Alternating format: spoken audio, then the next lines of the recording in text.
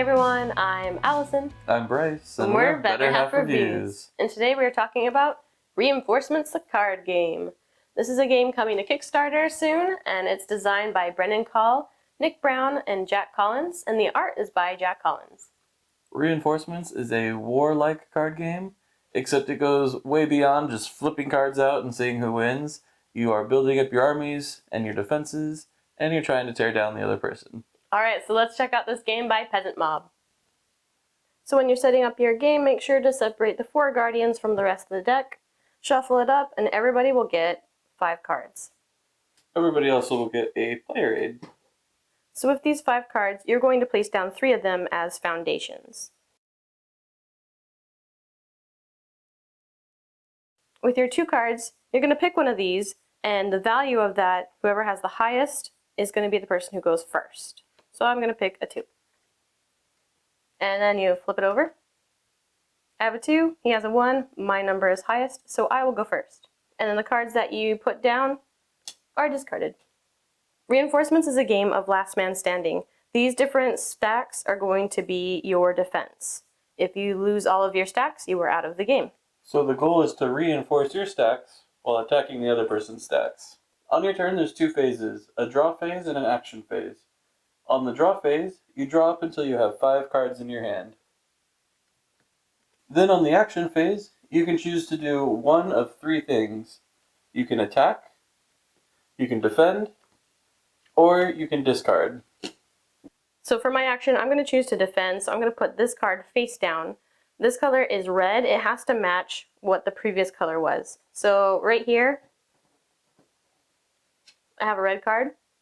No one else knows that except for me. I'm going to place my red card face down above it. Now I have 2 lines of defense for that stack, and my turn is over. Now it'll be my turn. Again, during the draw phase, I'll draw up to 5 cards in my hand, and then I can choose to do an action. So I drew this really high 7. There's not many of them in the deck.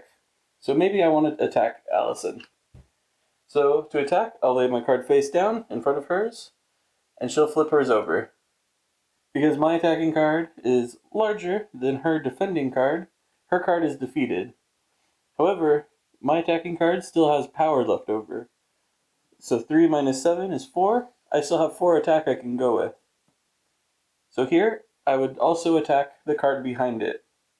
So after we get rid of the 3, this only has 4 power left against her 4. We now have a tie. In a tie, we both call for reinforcements and draw cards, starting with the defending player. So I draw my card, I got a 2. I got a 2. We tied again. So we tied, so we call for more reinforcements. Reinforcements. I got a 1. And then I got a 4. Oh no. Because I won the tiebreaker, her knight is discarded, and we discard the rest of the cards that were used in the attack. Now I'm down to just 2 lines of defense. Now let's say, maybe I was to attack with this 3. Allison would flip her card over, and it's a 4. This time, I don't win. My 3 is discarded, and Allison flips her 4 back over. So as the game progresses, you're going to put more and more cards out, but when you're doing your stacks, your max number is 3 unless you have a special power. Once you get to 3, you're going to flip the cards over.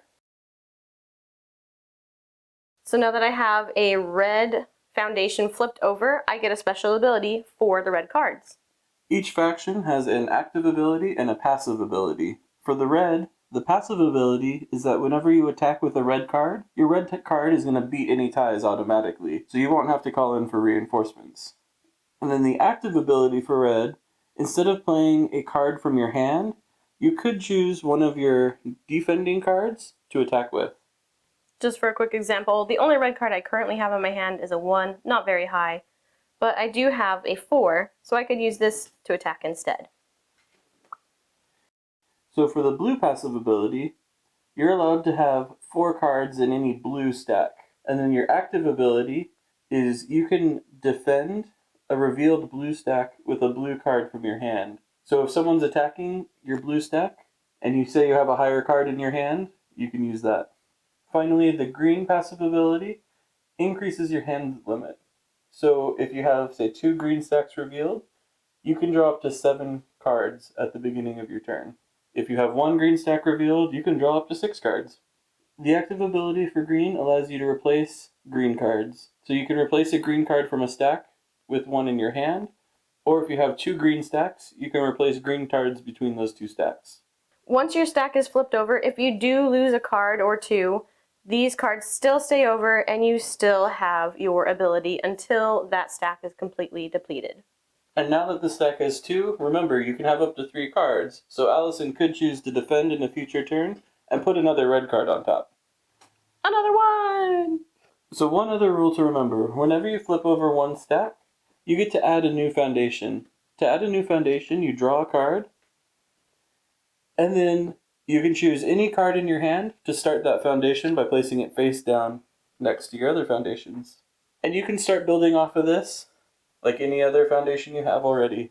You can only gain new foundations when you flip over a stack of cards, and you can only have up to 5 foundations at a time. Say I get to the point where I have another stack of 3, I flip these over, I now have 2 different red stacks. There's a special thing that happens when you have 2 of the same color stacks flipped over. You're going to gain one of these totems. So since it's the red cards, I'm going to gain the red totem card. Once someone has this in possession, it is theirs until they use it. Once you use it, it is discarded, and someone else could potentially earn it. And you could also earn it back again if you gain 2 more red stacks. So this Berserker Worm eliminates any 3 cards currently played on the field. So this is a very powerful card that could help you eliminate an entire stack. This Guardian Elk allows you to draw 3 cards, and then immediately defend up to 3 times using any cards in your hand. So that could help build your kingdom really quickly. The Elusive Chameleon goes with the green cards, so if you have 2 green stacks, it says you can switch any one of your stacks with an opponent's stack. And then the final totem here looks a little different. If you have 1 stack of each color, so red, blue, and green, then you get the Hero of the People. The Hero of the People allows you to defend from any attack at any time, and it's a one-time use. So this is a very powerful card to null someone's turn. You can hold more than 1 totem at a time, as long as you have the proper stacks in your play area. There's a few specialty cards that are in the game. There's Assassins, Mage, and Peasant Mobs. An Assassin is an attack card. When you play it, you can eliminate any card on the field. So, say I want to eliminate this 4. And even though the 4 is larger than the 2 that the Assassin is, it doesn't matter, it gets eliminated. The Mage also is an attack card, and it can eliminate 2 cards on the top of any stack. So I'll play it. Maybe I want to eliminate these 2 cards, or maybe I'll take these top 2 reds. These are kind of lower numbers, so let's go with these. Yeah, looks like that was the good choice. So the last thing is the Peasant Mob. They are ones, so they seem pretty weak, but when you get 5 of them together, they can attack an entire row and discard it. So let's say it's getting down to this. Bryce only has 1 card left, and I'm going to choose to attack. So I have a 5. I'm going to attack him and see what happens. He has a 4. His card is defeated, and I am the winner of reinforcements. Doesn't happen often. But... Hey. Just kidding. Alright, so that's how you play the game. Let's talk about how we feel about it. Bryce, what are some of the pros? So I like that this isn't just war. And it has a lot more strategy, a lot more gameplay than just flipping out cards and seeing who has the higher number. Definitely. So I grew up playing lots of card games. Me too. And I love playing war, but it did get old, and so me and my brother, we would have war matches going on, 5 war matches at once. We would flip out 5 cards and then deal with it then to try to spruce it up. And I love that this game does kind of that, but takes it to an extreme where you have the different factions and different abilities that can come up. It's just more fun.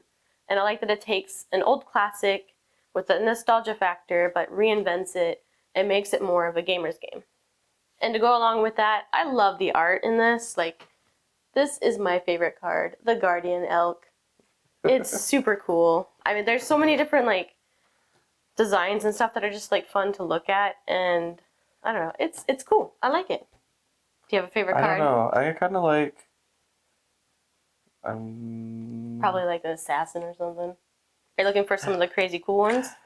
Well, I was actually gonna pull out the assassin. I knew it! But I can't find it. Because he likes the ability. I You do can't like the find ability. assassins when you need them. They'll find you.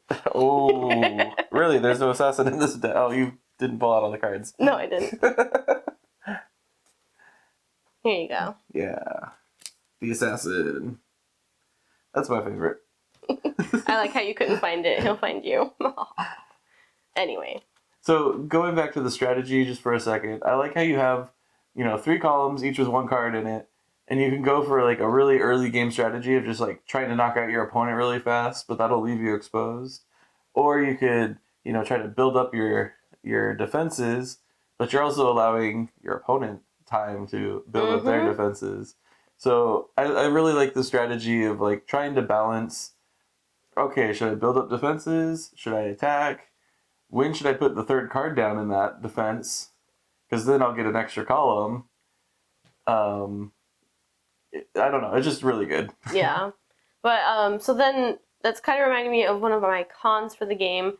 At 2-player, it's okay. Since you're only playing 2-player, obviously there's only one person you can battle. So it's just a lot of, like, back and forth. It still does have, like, the interesting factors with all, the factions and things and deciding. But I think it shines better at, like, 3+. You get more creative things going on, more strategies, more backstabbing and other fun things. But yeah, so, like, we've had some games where it was just us two, and I was, like, getting demolished. I'm like, I don't know if I can recover in time. And, like, one game we had go, like, super quick because he was just, like, pummeling me. And I'm like, I'm trying to build back my army and I can't. But it's still fun, though. Well, and I think that is just one of the problems with it at 2 is, like, one person could get really lucky and get, like, a couple assassin cards and really easily take out the other person just in a 2-player game. In a 3 or 4-player game, you're not going to be able to get that many good cards to take out everybody right at first. So, yeah, like you said, 2-player, you can have some really quick games just because someone gets dealt a really lucky hand. And usually luck favors him. And speaking of luck, there is still that luck factor in the game when you have a tie and you're drawing off cards off the top of the deck. At first, I was like, I don't know how I feel about that because the game is more strategic, and then the war is just based off of luck. But that's kind of how the war game originally was. So just keep in mind, it is a strategic game, but there is a little bit of luck in there, so just be prepared for that. Well, and if you don't want to deal with the luck, just make sure you're always putting down cards that are going to destroy what you want to attack. Yeah, but sometimes you only got 1s and 2s to deal with. Sometimes, but I'm just saying, like, there is a way around the luck if you really don't like it. Yeah. And then one of the other things that I really like to do is, like, save up for that peasant mob. Because when I first heard about the game and I was looking through the rules, I'm like, you don't have that many cards in your hand. How are you going to have, like, all peasants to, like, get a peasant mob? And it's so fun to, like, go for it. But sometimes when people notice that you're discarding, like, 2 or 3 cards and not doing anything else, they're like, oh, saving up for a peasant mob, aren't you? And you're like, no. But it's fun to, like, be like, peasant mob, and just destroy whatever they were trying to do. But anyway, so that's just one of the fun things with this game. All right, so those are our thoughts about the game Reinforcements. If it sounds interesting to you, you should definitely check it out. We'll put a link down below where you can find the Kickstarter page and back it. And if you aren't following us on Instagram already, why aren't you? We played this game live a few times on Instagram, so you should go check us out on Instagram. You get a little sneak peek about what's coming up. And everything else we talked about. All right, I'm Allison. I'm Bryce. More Better Half Reviews. Happy gaming! Have fun! Grab your torch and pitchforks. If it sounds interesting to you, you should definitely check it out. It's coming to Kickstarter soon. We'll put the link in the description where you can find all the information to back it. We should retake that. Okay, why? Were you making faces? No. I finally said it! What'd you do? Giving you antlers. When...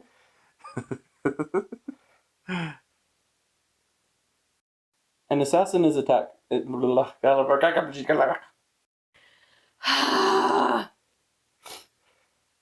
No. No, not the spider. No, I am like seriously look all around all the time for spiders now. We had 3. We killed the behemoth, and everybody's like, "Let's go." Fine, just fine. Fine, everything's fine. It's just fine.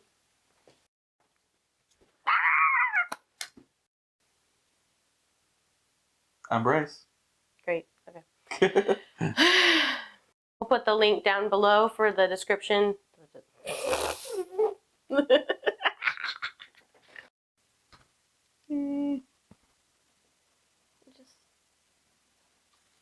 Reinforcements!